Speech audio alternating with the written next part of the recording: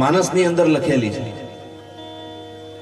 એ નવધા ભક્તિની અંદર પહેલી ભક્તિ એમણે સંતનો સંગ કરવાનું કીધું છે કે પ્રથમ ભક્તિ સંતન કર સંગા, પ્રથમ ભક્તિ સંતન કર સંગા, दूसरी रति मामा कथा प्रसंगा, दूसरी रति मामा कथा प्रसंगा, प्रथम भक्ति संतन कर संगा, प्रथम भक्ति संत।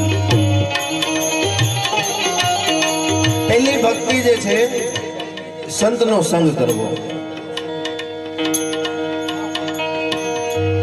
जो संग बगड़े तो रंग बगड़े। बे अलग अलग कलर ने भेगा करो तो त्रीजो कलर उभो थाय। એટલા માટે તુલસીદાસજીએ પહેલા સંગ સુધારો। જો તમારે ભક્તિ કરવી હોય કે તમારે સુધરવું હોય તો પહેલા તમારી સંગત સુધારો। સંગત સુધરી જાય તો બધી ધીરે ધીરે ધીરે બધું જ આપોઆપ ઠેકાણે આવી જાય। તમારો સંગ સુધરે એટલે તમે ધર્મના માર્ગમાં આગળ વધો। એટલે ધર્મ વધે તો પછી ધન વધે, ધન વધે તો મહિમા વધે, ધર્મ વધે તો ધન વધે, ધન વધે તો મન વધી જાય, અને મન વધે તો મહિમા વધે, બીજું બધું વધે તો વધે, બીજું બધું આપોઆપ જ વધી જાય। મૂળમાં તમે સંગને સુધારો। અને એવી જ રીતે જો ધર્મ ઘટે તો ધન ઘટે, અને ધન ઘટે તો મન ઘટી જાય, મન ઘટે તો મહિમા ઘટે, બીજું બધું ઘટત ઘટે, આપોઆપ જ ઘટી જવાનું। એટલે ભક્તિના ઘણા બધા પ્રકારનું નિરૂપણ કર્યું, પણ પેલી પ્રથમ ભક્તિ સંતન કર સંગા,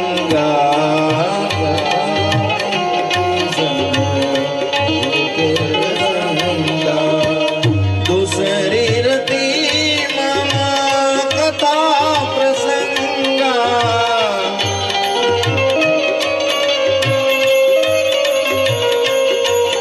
पहली भक्ति है संतनो संग करो, दूसरी रति मम कथा प्रसंगा। बीजी भक्ति कही કે મારી કથાઓનો, મારા પ્રસંગોનો, મારા ચરિત્ર અમૃતનું તમે શ્રવણ કરો। ગુરુપદ પંકજ સેવા, તીસરી ભક્તિ અમાના, ચોથી ભક્તિ મમ ગુણ ગના, કરઈ કપટ તજી ગાના। ગુરુપદ પંકજ સેવા, ભગવાન ગુરુની પદ પંકજ, એના કમળ રૂપી પગની સેવા કરવી, આ ત્રીજા પ્રકારની ભક્તિ।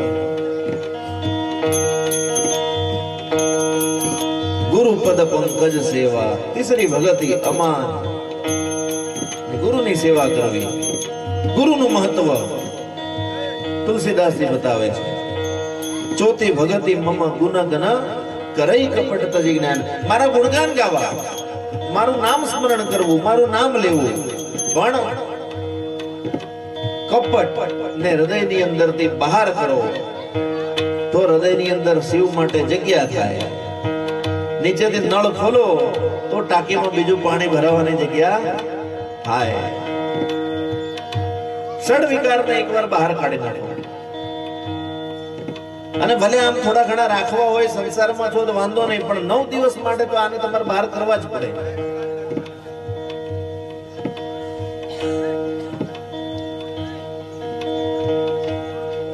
મારા ગુણગાન ગાઓ, મારી ભક્તિ કરો, પણ કપટ ને છોડી દો।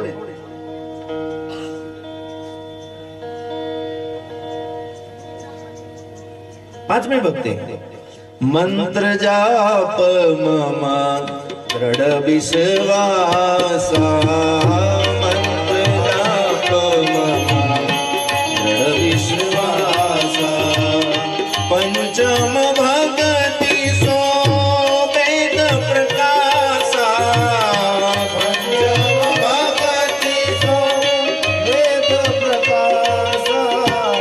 મંત્ર જાપ, મંત્ર જાપ નામનો જપ કરો. પાંચમા પ્રકારની ભક્તિ, મમ દ્રઢ વિશ્વાસ, મારા ઉપર વિશ્વાસ રાખ, સંપૂર્ણ વિશ્વાસ, એની અંદર શંકા ના હોવી જોઈએ. તમે ગમે તે કામ લઈને ભગવાન પાસે જાઓ, એના સામે તમે કામ મૂકો, પણ જો તમારું કામ ના થાય તો તમારા મનની અંદર એવું માની લેવું કે તમે 100% વિશ્વાસ મૂક્યો નથી. જો તમે એના પર પૂર્ણ રૂપે વિશ્વાસ મૂકી દો અને તમારું કામ ન થાય, એ શક્ય જ નથી. તમને શંકા રહી જાય. એક માણસને એવું કીધું કે તું બહુ ભગવાન ભગવાન કરે છે, તો એક કામ કર, આ પહાડ છે એના પરથી તું કૂદી જા. જો તને ભગવાન પર જ એટલો વિશ્વાસ છે તો એ તને બચાવશે. પેલો માણસ ઉપર ચડ્યો, ઉપરથી કૂદ્યો, મર્યો નહીં પણ છોલાઈ ગયો. એટલે લોકો એની હસી કરી કે તું આટલું ભગવાનને માને, છોલાઈ ગયો. પેલા સુંદર જવાબ આપ્યો કે મને ખબર હતી કે આ આટલા ઊંચા પહાડ પરથી કૂદવામાં માણસનું મૃત્યુ જ થાય, અને મને આટલું નહોતું, પણ ઉપર કૂદતા ઘડી મને ખાલી મનમાં એક અંશ એવો થઈ ગયો કે હાડું મરી તો નહીં જવાય ને, એટલે છોલાયો, બાકી મરી જતો.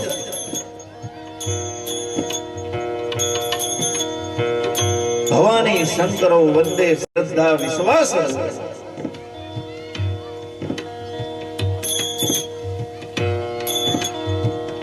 મંત્ર જાપ મમ દ્રઢ વિશ્વાસ, મંત્ર જાપ મમ દ્રઢ વિશ્વાસ. પંચમ ભગતિ સો વેદ પ્રકાશ, પંચમ ભગતિ સો વેદ પ્રકાશ. છઠ શીલ વિરતિ બહુ કર્મા.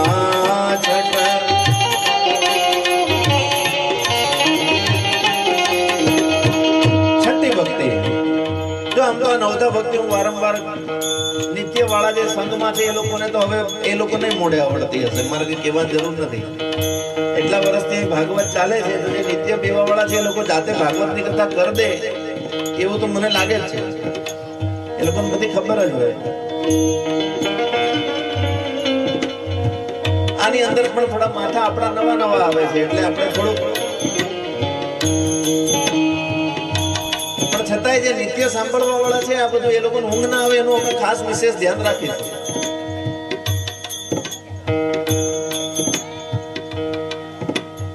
એક આજની કથાની અંદર મને સૌથી વધારે સારું એ લાગ્યું કે મહેશને આના પહેલા કોઈ દિવસ આટલું બોલતા જોયો નહીં. એની સ્પીચ સારી છે.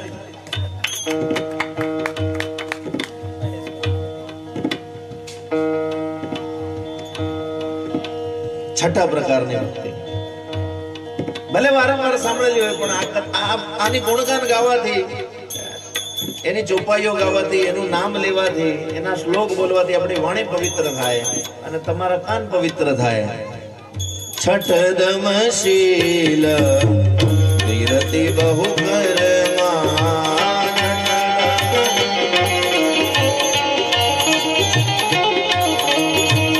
નિરત નિરંતર સજ્જન ધર્મા,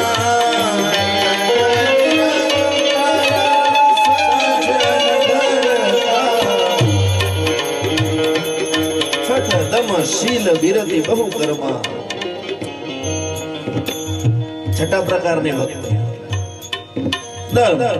દંભ, અહંકાર, એનો ત્યાગ કરી. શીલ, શીલ એટલે કે સીધું સરળ કહેવાય ને. આ ઘણો અઘરો માણસ છે, આપણે એવું કહીએ ને, આ તો સરળ માણસ છે. સરળ રહીને, જેવા છે એવા રહીને. જો એક વસ્તુ ખૂબ ધ્યાન રાખવી, આપણે જેવા હોઈએ એવા જ રહીએ. બહાર અલગ દેખાડો કરીને અંદર અલગ હોય એવું કોઈ દિવસ કરવું. તમે જેવા છો એવા રહો. બધા શિવ વિવાહની કથા સાંભળી છે ને?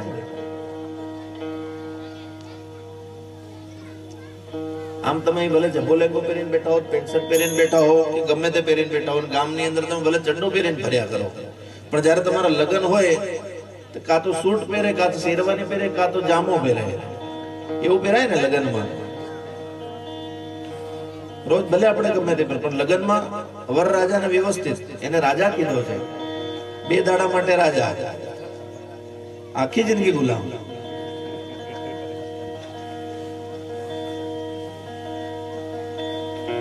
એક લગ્ન ની અંદર એક પિતા એના બાળકને લઈને ગયો. હવે પહોંચ્યો ત્યાં વિદાય ચાલતી હતી. વિદાય ની અંદર કન્યા રડે, એના મા બાપ રડે, એના મામા મામી રડે, એના ભાઈ બહેન રડે, એના ભાઈ ભાભી રડે, બધાય રડે. અને આ બધાને રડતા દેખીને છોકરા પક્ષ ની અંદર બી થોડા ઘણા આંસુ આવ્યા વિદાય જોઈને. પણ પેલો વરરાજો ખાલી ન રડે, એ ખાલી હસે. એટલે પેલો છોકરો એના બાપને પૂછે, પપ્પા આ બધાય રડે, આ એકલો કેમ નથી રડતો?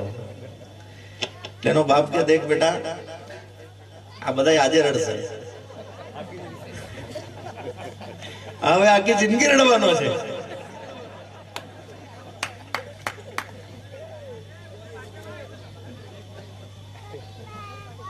સરળતા સાથે જીવન હોય, ચટદમ શીલ વિરતિ બહુ ઘરમાં, નિરત નિરંતર સજ્જન ધર્મા. સજ્જન પુરુષોને સંગ કરી એમનાથી જ્ઞાન પ્રાપ્ત.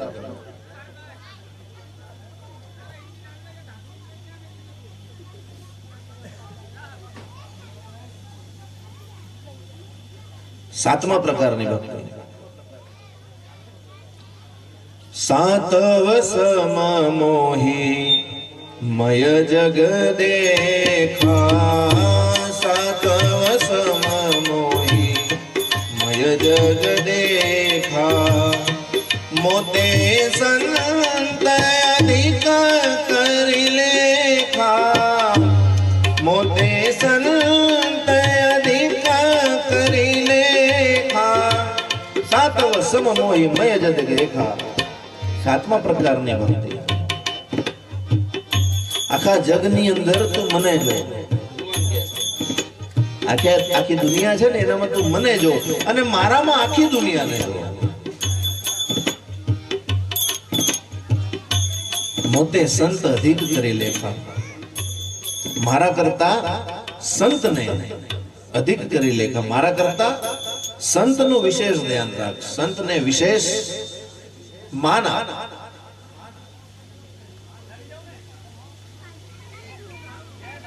જો કોઈ સંત આવે એ ગમે તે સ્વરૂપમાં હોય, જો આવે અને તમારે જો એને ન આપવું હોય ને તો વિનમ્રતાથી ના પાડવી, પણ એનો કોઈ દિવસ ધુતકારવો નહીં, એનું અપમાન નહીં. એ ગમે તે સ્વરૂપમાં એ સંત એટલે સંત છે. અને સંતનું ઘણું બધું મહત્વ આપણા ત્યાં તમે વારંવાર વાંચો છો, વારંવાર સાંભળો છો. એનું અપમાન ના થઈ જાય કોઈ બી રીતે, એનું આપણે વિશેષ ધ્યાન રાખવું. સાતવ સમ મોહી મય જગ દેખા, મોતે સંત અધિક કરી લેખા. મારા કરતા સંતનો વધારે આદર કરો.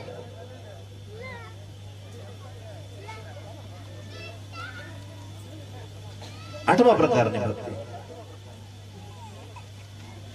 આઠવ જથા લાભ સંતોષા, આઠવ જથા લાભ સંતોષા, સપને હું નહીં દેખાઈ પર દોષા, સપને હું નહીં દેખાઈ પર દોષા.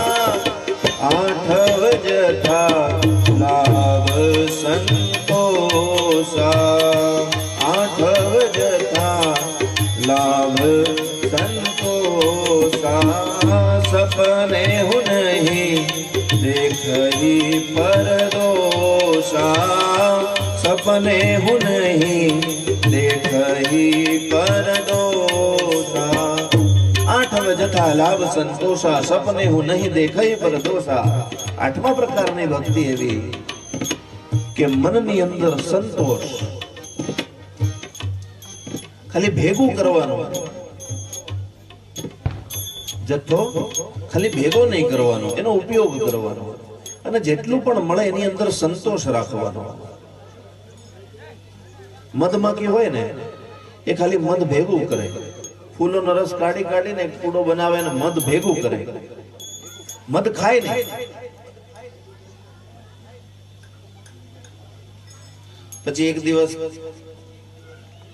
કોઈ એને મધ પૂડાનું ઉતારવા વાળો આવે અને નીચે ધુમાડો કરીને મધ કાઢીને લઈ જાય, તારે મધ માંખીને એવું થાય કે આના કરતા તો મેં જો ખાધું હતું તો વધારે સારું હતું, આના કરતા મેં ખાધું. એટલે સંચય કરો જરૂરિયાત જેટલો, પણ જે જગ્યાનો ઉપયોગ કરવાનો હોય એને ઉપયોગ કરો.